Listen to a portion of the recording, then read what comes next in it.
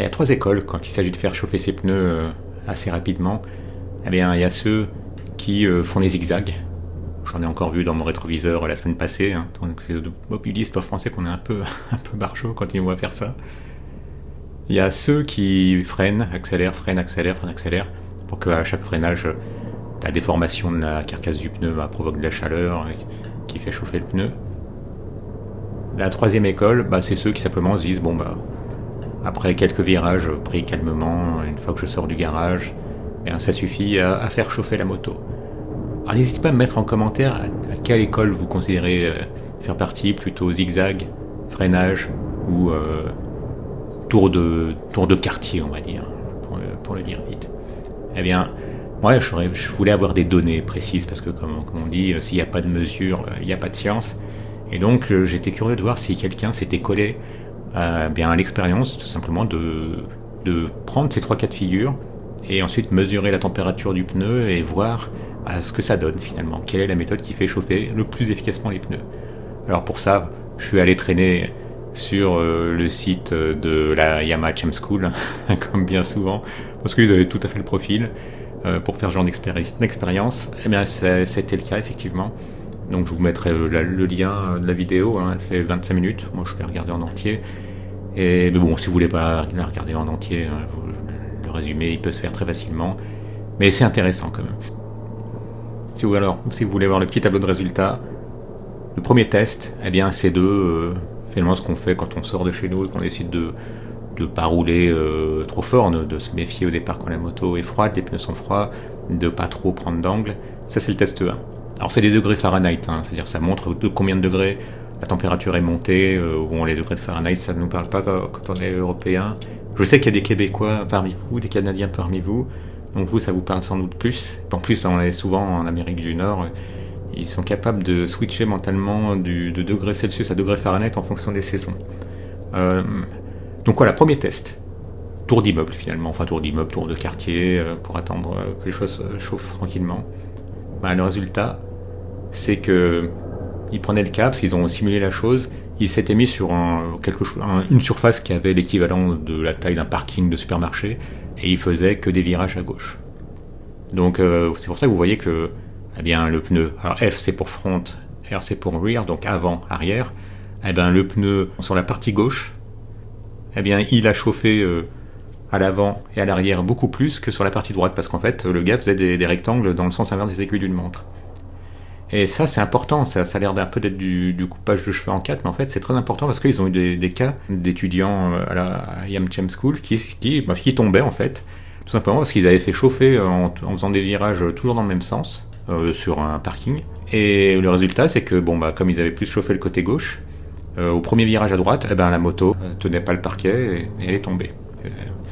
Moi ça m'a surpris, je pensais que quand un pneu il chauffait, la chaleur se diffusait assez rapidement, et en fait non, la chaleur, quand vous chauffez davantage avec des virages à gauche, votre pneu sera chaud du côté gauche et beaucoup moins du côté droit, donc ça ne diffuse pas si vite que ça. Alors il donnait un moment dans la vidéo un truc qui consistait déjà à toucher votre pneu pour voir s'il a bien le toucher de la gomme auquel vous attendez plutôt que de plastique, parce que là au moment où il tournait cette vidéo il faisait bien froid, avec en plus par-dessus le vent froid, ça c'est pas forcément capté par le thermomètre, mais les objets qui sont soumis au vent, eux, ils sont refroidis bien plus quand il y a du vent que quand il n'y a pas de vent à une température identique. Alors le test 2, c'était quoi ? Le test 2, c'était tester la technique de zigzag. Donc vous faites des zigzags, mais comme ils faisaient toujours, tout en faisant des zigzags, quand ils arrivaient ensuite au bout du parking, comme ils tournaient dans le sens inverse des aiguilles d'une montre, ils faisaient toujours des virages à gauche. C'est pour ça qu'on voit que c'est toujours le côté gauche des pneus aussi bien avant que arrière qui chauffe, mais vous pouvez remarquer qu'ils chauffent beaucoup plus que dans le cas où on se contentait dans le test 1 de faire un tour d'immeuble tranquille. Donc le côté gauche chauffe bien plus, le centre du pneu chauffe un peu moins que dans le cas du test 1, et toujours pareil, le droit, il chauffe moins que le gauche, du fait qu'il n'y a pas de virage, il n'y a que des virages à gauche, mais il chauffe quand même plus, et bien plus que quand on se contente de faire son petit tour d'immeuble. Et le test 3, c'est le test du freinage. Moi j'avoue que j'étais adepte de ça depuis que j'avais lu que finalement c'était plus efficace pour chauffer son pneu bien de freiner, accélérer, freiner, que de faire des zigzags. Finalement en fait ça va se finir par un mélange des deux, parce que on voit qu'effectivement quand on freine, accélère, ça fait bien chauffer la partie centrale, ça la fait chauffer bien plus que dans les tests 1 et 2. En revanche, ça fait moins chauffer le côté gauche, du fait qu'il y avait des virages à gauche. Eh bien, le fait de zigzaguer, ça fait davantage chauffer le pneu du côté gauche que le fait de freiner, accélérer. Donc finalement, il faudrait faire les deux. Mais une autre chose également surprenante, c'est la vitesse à laquelle le pneu perd sa température. Alors, ils faisaient un test simple. Ils avaient utilisé, vous savez, ces couvertures qui permettent de chauffer les pneus, ce qu'on voit avant les courses, que ce soit des courses moto ou auto.